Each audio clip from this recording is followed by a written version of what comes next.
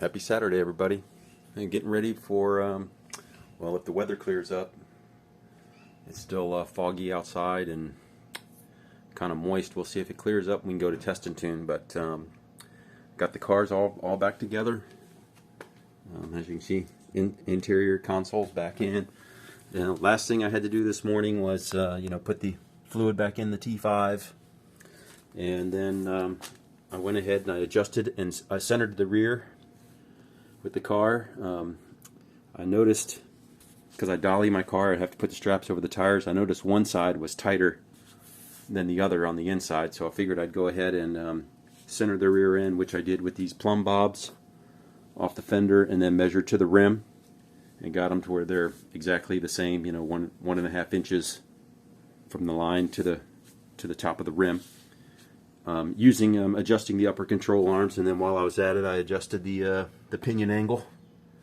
So I got that right at my drive shaft is at 2.2,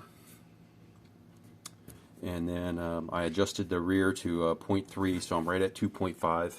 We'll give that a shot. It was way out of whack when I started. It was probably like 5 or 6 degrees off, and some of that may have been to when I relocated the upper control arms. I didn't adjust the length of the arms to compensate for moving it up in the bracket, so it probably tilted the pinion forward some. But nonetheless, we'll see what this does, and with this more in spec.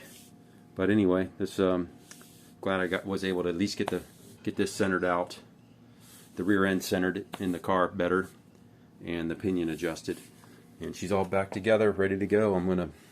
You got the rear main seal replaced, so if it clears up enough, I may just take it for a quick trip around the block, see how it feels, and if the sun comes out, we'll head over to the track.